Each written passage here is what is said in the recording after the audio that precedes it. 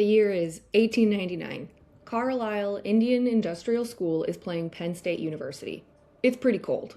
Fingers are stiff, breath billows in clouds above the crowd as people pull their coats tightly. The stands are full with people packed shoulder to shoulder, shifting in place to stay warm. This is what football is supposed to look like, right? The Penn football team is a hulking mass of Ivy League boys, raised on whole milk and meat. Penn is established, dominant, and expected to win. They are physically the strongest, and they're opposite wiry players from Carlisle. And yet, by the end of the game, Penn is exhausted and impressed. In a game that was so violent it nearly got banned for its literal deadly nature, with up to 25 people per side, one person holding the ball, an ever more bored audience, Carlisle is doing the things no one even thought of. While Penn thought they'd mop the floor with Carlisle's underfed and wiry players, Carlisle has managed to put points on the board, and more importantly, began to change the game of football forever. Hi, and welcome to another episode of True Crime Culinary, where we look at food tucked away in history's nooks and crannies. I'm your host, Leah. And hey, if you know me personally, you might be wondering why I would spend even a second talking about American football, because I love me a contact sport. Don't get me wrong. I've played rugby, water polo, and I've been a wrestler. And if you think water polo is not a contact sport, I don't think you've played the game before. Anyway, I'm usually the one wondering how a 60-minute game can become a 4-hour event, and usually only present for snacks. Early snacks around football included peanuts, which I covered in episode 15, the 100-ton peanut heist, and popcorn, which I covered in episode 18, smuggled, sentenced, and seasoned popcorn. Both are super fun episodes, give them a listen. So apart from the snacks, what you don't know is I harbor a love for the origins of football, specifically the role the Carlisle School played in making the game what it is today, and also who came up with tailgating. The answers might surprise you. First things first, for any game, there are rules. Totes make sense. But these rules don't all come at once. Kind of like how basketball didn't always have the 3-point option, and how the ancient Olympics were done naked, no clothes, in the nude. Early football didn't look like the football many people watch today. In the late 1800s, the games were chaotic and, like I said, literally deadly. There were 20, sometimes 25 players on each side, minimal protective gear, which like whatevs, play some rugby.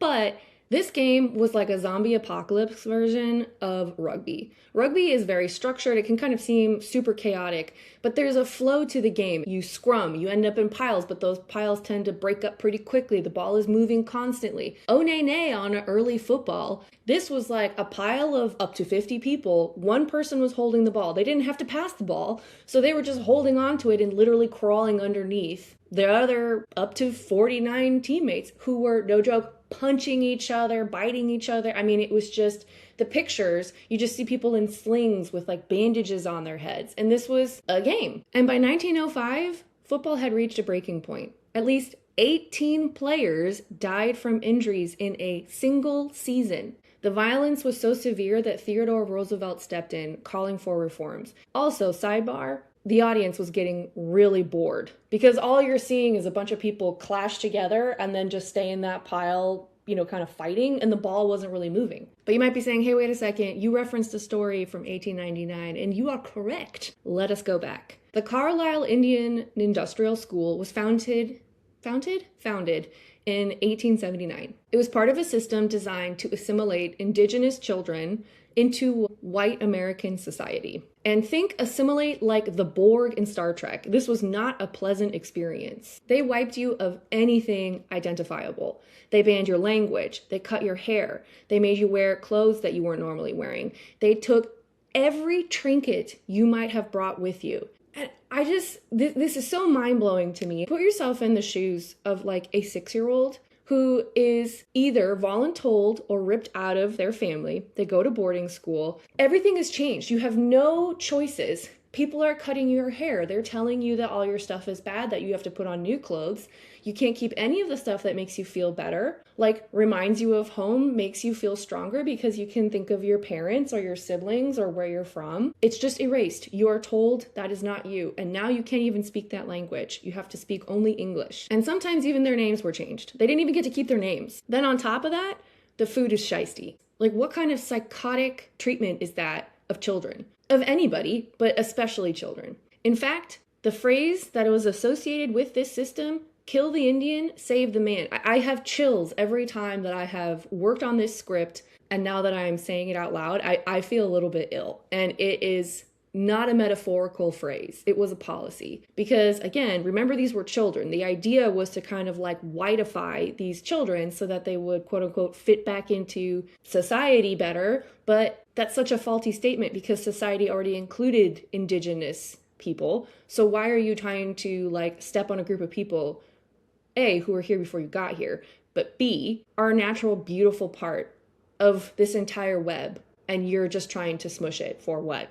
Your own purposes? Back to the food. While children are resilient, they do need actually to be fed. Meals at Carlisle were institutional. Bread, meat, potatoes, beans, coffee. That might sound fine on the surface, but that's not necessarily what these kids were eating. And if you've ever lived in another country or traveled or literally been anywhere else except for your home, you can really pine for food that makes you feel good and that is kind of suited to your stomach. Like, it's real that if you travel somewhere, you can have bubbly guts because your stomach's just not used to what you're eating. And based off of reports I read, this food, it just wasn't good. The same meals day after day in the same spaces, stripped of all culture and familiarity. So they're hungry, they're stressed, depressed, and that means that disease can spread quickly in close quarters. So if you're thinking, oh, it couldn't have been that bad, they literally had cemeteries at these boarding schools. They had rows of names. Like, hello?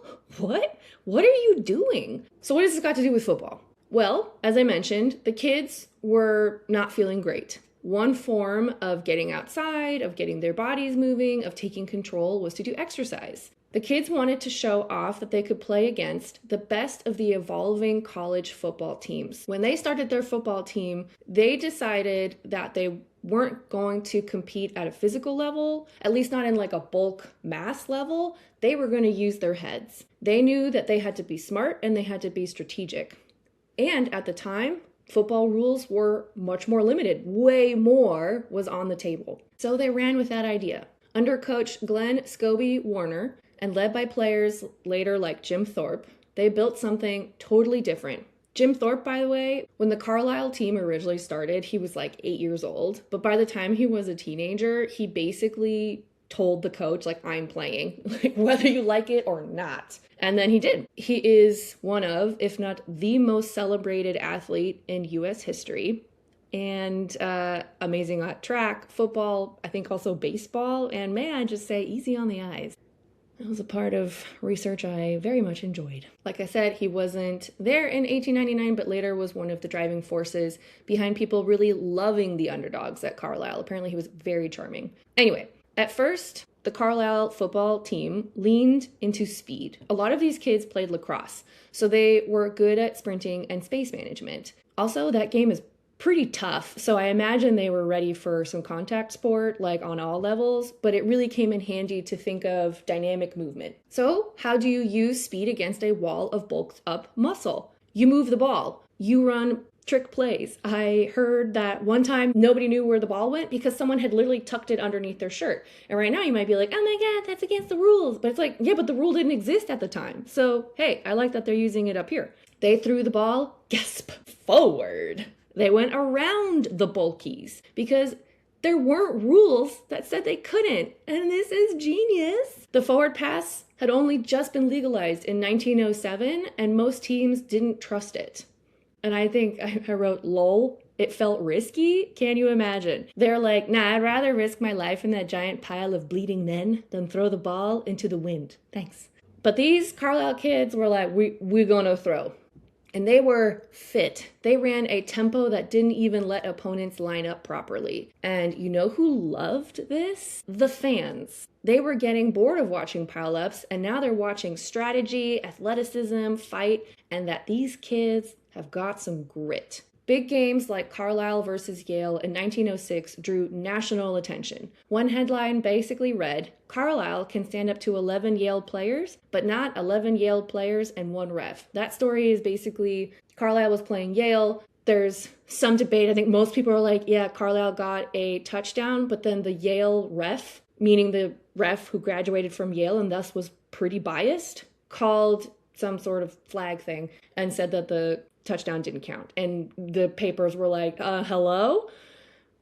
Anyway, by 1911, when Carlisle played at Harvard University, Carlisle won 18-15. It was exciting, it was amazing, and it was new. And this is where everything shifts, because once football became faster and more strategic and more unpredictable, it became something people wanted to watch, not endure. You could follow it, anticipate it, and be surprised by it. And side note, it wasn't as frequent as baseball. That was something I noted in my research that someone said, that it was like, hey, baseball was happening all the time, but football was a little less frequent, so you got a little bit more excited about each of the games. And when people want to watch something, they show up, and they usually show up a little early and a little hungry. So at the time, people had to show up, I think, like with trains and stuff. So they had to bring food with them. There wasn't a lot of vendors there to serve this many people or people at all. And so at first, people just packed picnics and they would show up early, they would eat,